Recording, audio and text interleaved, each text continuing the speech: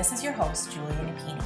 I am a clinical and forensic social worker who owns a counseling practice and a consulting business. In this show, we discuss the challenges of being successful in business while maintaining your integrity and staying true to yourself. Join me while I interview other professionals and share insights from life and experience.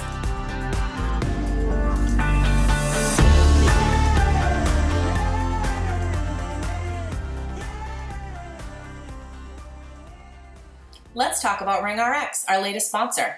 RingRx is a high-quality, HIPAA-compliant telephone, text, and fax communications platform.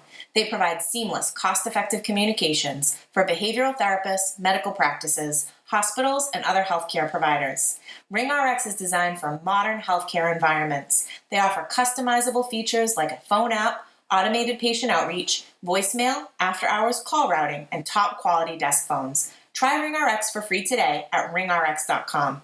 And if you sign up using the code CLIMB, you'll get 15% off your monthly bill forever. Conditions apply. Hello and welcome to another episode of the Compassionate Climb podcast. Our focus today is going to be leadership. And I don't know about all of you out there, but it is not necessarily something that I had a ton of experience in when I transitioned from a solo practice to a group practice. And I have a hunch that some of you may be able to relate.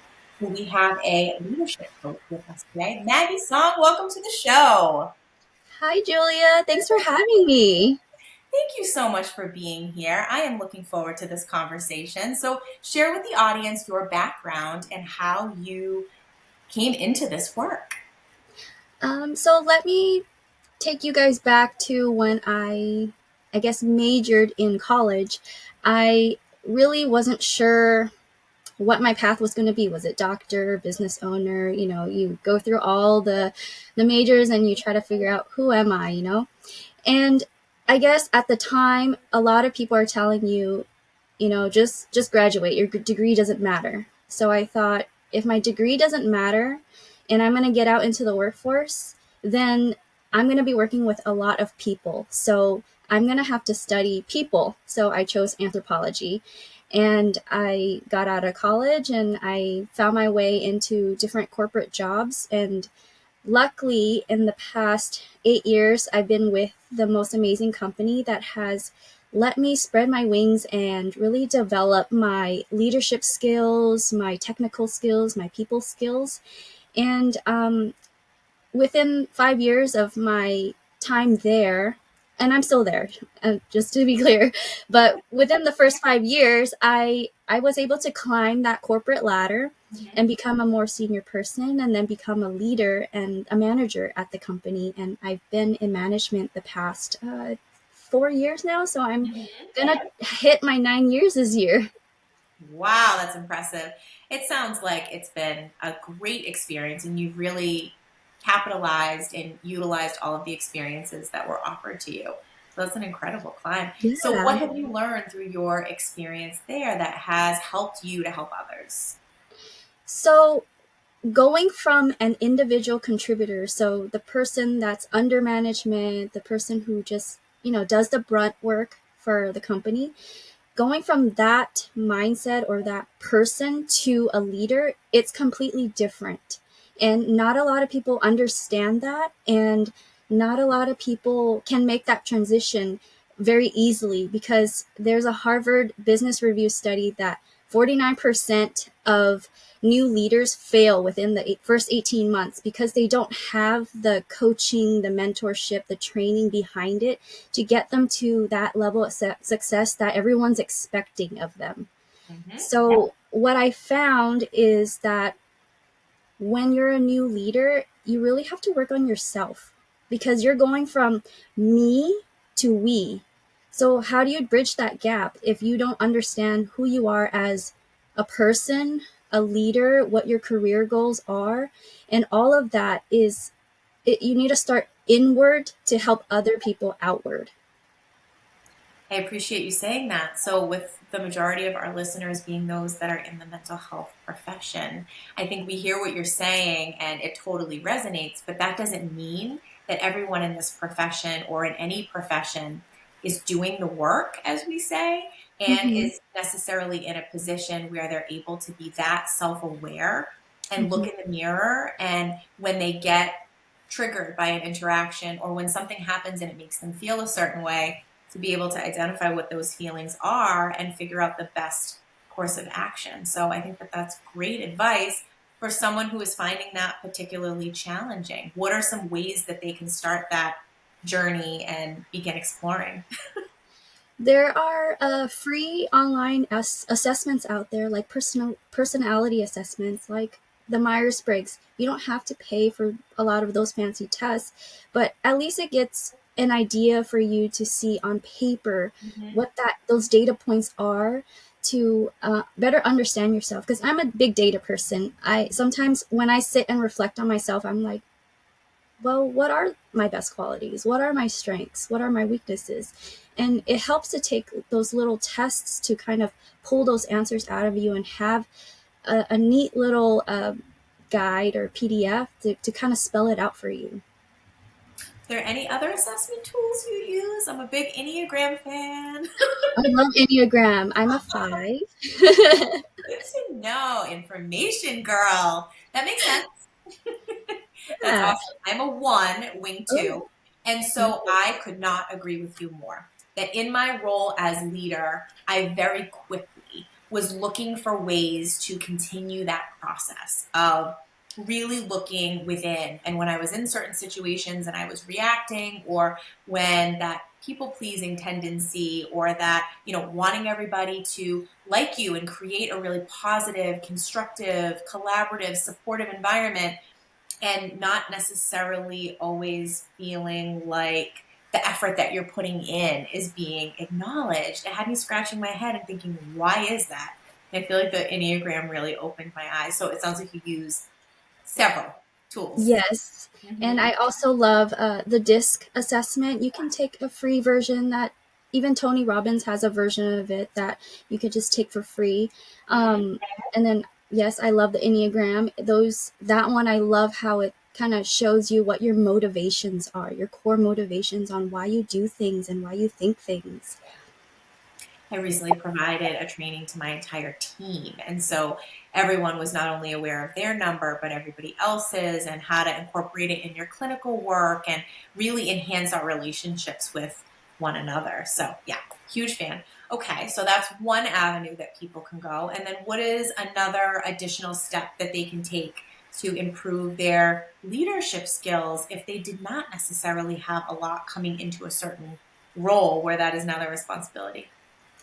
I would say really understanding that we're all onions. So, what I mean by that is we have a lot of beautiful layers to each of us. So, knowing that means, yes, we have a layer of us that is this personality assessment, but that doesn't mean you're just that. You fit into this neat little box and you have to be this person on paper. You are also a leader. And when you meld all of that together and bring out your personality, what you like, what you don't like, how you communicate into your leadership and kind of build out your own style. Because, yes, out there, especially in the corporate world, they say there's all kinds of leadership styles that are called authoritarian, democratic, and they have these fancy names and labels to them. But if we're all unique, then you really have to find a way to kind of merge your style into how you lead. And then I would say that is the second way to kind of navigate the path to leadership. Mm-hmm. Are there any tips that you have that across the board have been helpful to the people that you work with? Like, regardless of your personality type or your leadership style, that are just kind of tried and true things that work for most people in that position? Trust and honesty. So I don't like to beat around the bush. I don't like to sugarcoat anything. I tell them, you know, everything as is, and I'm very transparent in the way I communicate expectations and what's going on with the company, what the goal or tasks are at hand. And when I found that when I have done that, I get a better response, and people are, I guess, they buy into it more and they're willing to put in the overtime, to put in the work, to help me, I guess, push everything forward, because at the end of the day, we're a team, so we need to operate that way. Yeah, I appreciate you saying that. A core value throughout all of my business practices and just for me personally is integrity. And it sounds like you feel the same, kind of following that moral compass and being transparent and coming across as really authentic seems to definitely Mhm. help. What would you say are some really key team building components? I would say anything that makes you guys laugh together. I feel like laughter is the best medicine. And even though, I mean, I recently looked it up, because I had gum surgery, and I found myself having to be restricted from laughing a lot because it would Oh, hold, pull all my sutures. and really? and I looked it up, and it was that, laughter is a form of medicine, Yeah. and it releases chemicals in your brain to kind of make you feel better, natural painkiller. So, not that, working together is a pain, but when you laugh together, you build a bond together. You know you build a relationship, and I found that relationships are really key to teams. If you don't have a relationship with your team, then you don't have a team. You need to build some kind of relationship. I'm not saying go off and arrange marriages with your children together and then become family, but I'm saying have some kind of positive relationship with your team individually, so they understand who you are and you understand who they are, and they don't see you as this person who's on a pedestal, who they can't reach, they can't relate to. And when you build those relationships with them, they're willing to come to you and trust you, and laugh with you, cry with you, and all things a Mhm. mini family could do in the workplace. So it sounds like you would definitely encourage regular touch points between the person in a leadership role and each team member. Do you have any Mhm. suggestions for a way to systemize that or to schedule that seems to work well? I mean, I'm sure there are a lot of considerations, but Yeah. So in the corporate world, we do one-on-ones. We do them regularly every month. And I know that just because we do one-on-ones doesn't mean you build anything out of it. You also have to put heart and commitment behind those one-on-ones to really be there for them, develop them, and just hold space for them. And when you do that, they see you care, and they will put their own heart and effort into it. hmm how structured do you feel that those touch points should be? I would say not too structured where it sounds robotic. hmm I would say make it in a way where you always touch, four things, Yeah. or three things, whatever it is that's most important to your business or your hmm team and environment, but leave room in there to connect, to build that relationship. Yeah. Um, and just understand that some people might need more connecting than others. Other people might be fine with having a one-on-one every 3 months. Some people might need it every week. It just depends on the people you're leading and what their needs are. Yeah, I think that that's really helpful. So this is making me consider, and I'm wondering what your thoughts are about interacting with your team outside of the office in a social setting. Are there situations where you feel like that is helpful and appropriate, or is your mindset that you kind of separate the two worlds? I believe um, it's okay. You go out and you can have a drink with your colleagues or your Mhm. team. You can, if your company allows, to have a budget to go out and do something together as a team bonding event on behalf of the company. That's fine, but taking the time, the extra step out of your Friday night or Saturday to go do something with people you work with, that's different, and that does build a little bit more in that relationship than you would a company sponsored event. So I think, Yeah. yeah, do it. Why not?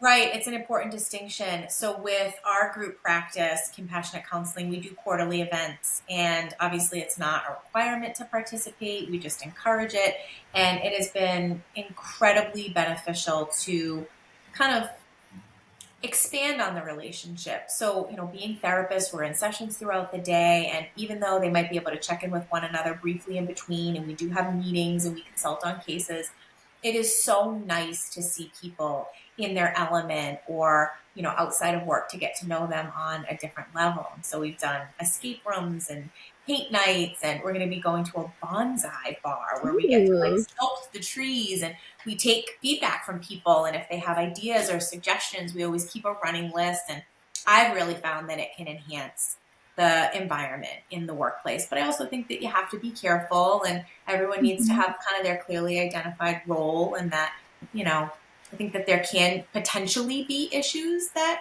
arise, but I think a lot of it is the expectation and kind of what you set out in the beginning. So it sounds like Yeah, you agree that you can. yeah. What are some things that might help to prevent any issues from arising? I think, like you were saying, setting those expectations ahead of Yeah. time, really kind of laying out the, I guess, ground rules where no gossiping, no this, no that. And then Hmm. once you establish what those ground rules are, Yeah. go go spend some time together. Hmm. So, anything about your process in working with someone to really enhance these skills that you think would be helpful for our listeners so that they know a little bit more about how you work in your particular process?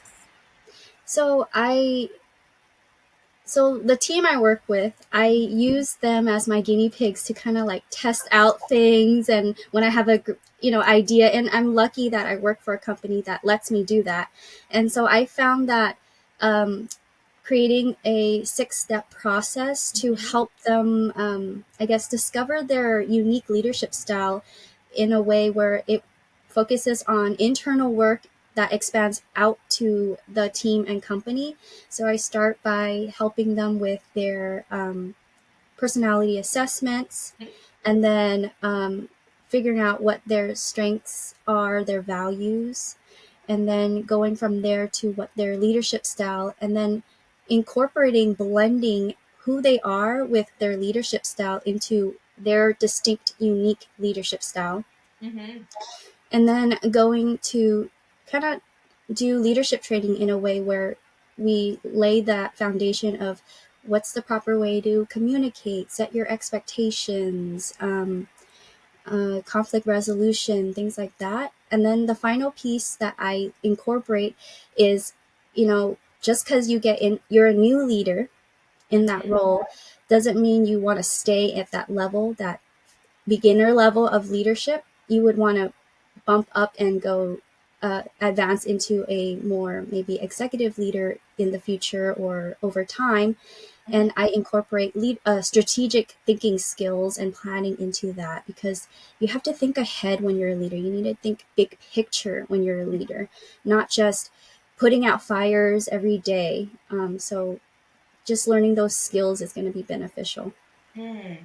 So, if there's somebody that's listening that's in a leadership role right now and is really struggling with it, having a hard time setting those expectations or having difficult conversations or managing conflict, is there anything that you would suggest that might be a good starting point to help them begin to navigate that a little bit more effectively?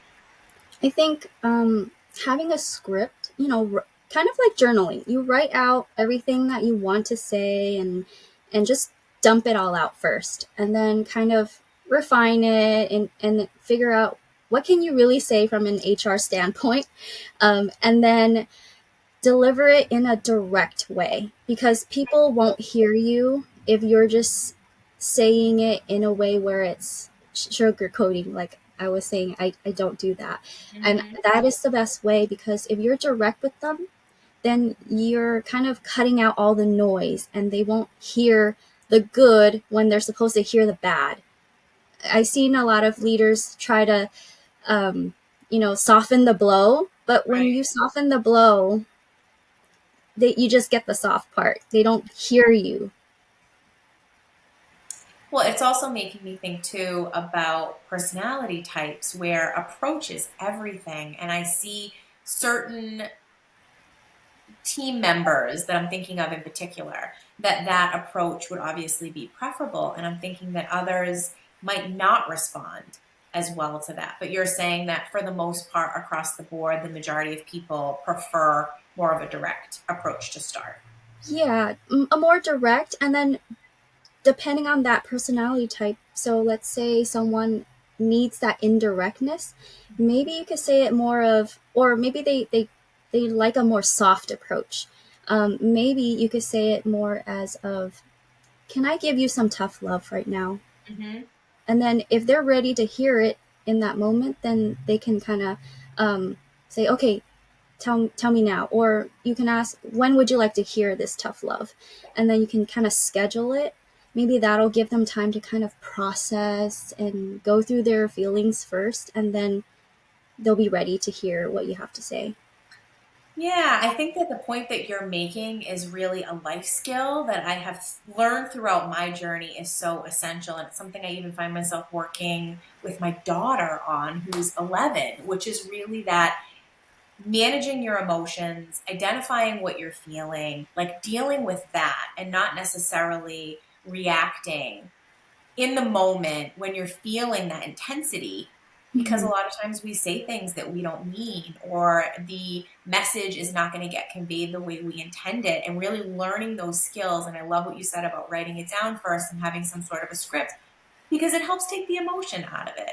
And Yeah, not that it can't come in at some point, but you don't want to lead with that. You yeah, want to make sure that the message is very clear and concise, because people have different attention spans and they may only remember certain key points. And then there's always, I think, that opportunity to share more. But if you've taken that time to really sort through how you feel and then sift it, the message is probably going to be received better, but also be clearer on your end. And a little preparation I can see yeah, being exactly. helpful. What if someone's having a hard time? So let's say a leader has a difficult conversation with someone and they've done the preparation and the conversation is over and there probably will be follow up. And they're struggling in the interim with maybe some of these unsettled feelings about kind of this unknown. How is that follow up going to go? How did the person receive the information that you gave? Any tips that you have for people that are kind of in that in between phase? So you mean, so they had the conversation and now they're just waiting to talk again?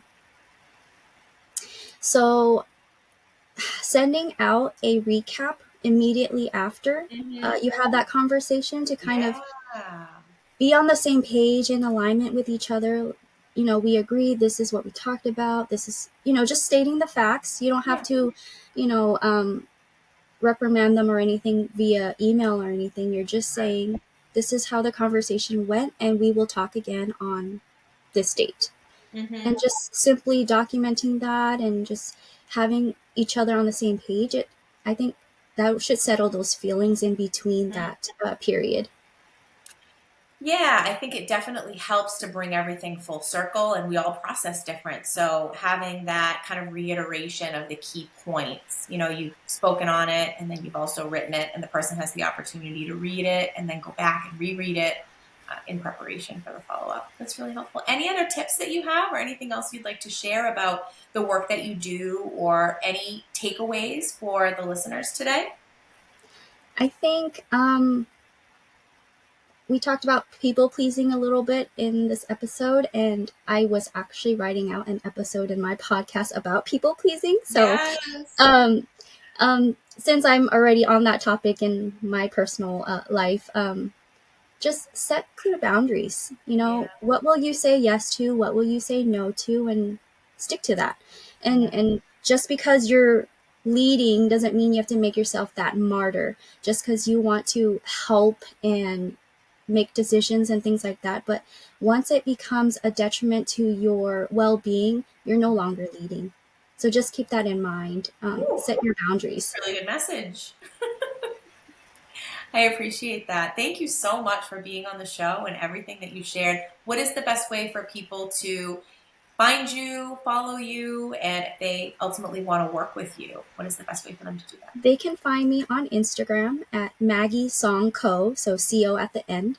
And they can find me at www.themaggiesongcompany.com.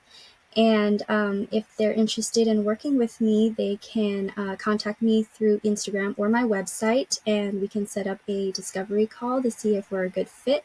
And the reason I want to be this leadership coach for you is because as you journey through into leadership from that individual contributor level, you have all the training, you can have all the training out there, but you still need a mentor or coach to guide you along and help you see things a different way. And then you can kind of develop from there. So that's the work that I'm trying to help do and grow that next generation of leaders for the world. I love that. I think it's a great message that we do not have to do anything alone, and finding somebody to help guide you, coach you, and help you when it does get challenging can be invaluable. So thanks for the work you do. Thanks, Julia. If you like what you're hearing, please rate and review. This will help others find us and benefit as well. The Compassionate Climb podcast represents the opinions of Julia Napini and her guests. The information provided is intended for educational purposes only and should not be taken as legal advice. If that is what you are seeking, please consult an attorney.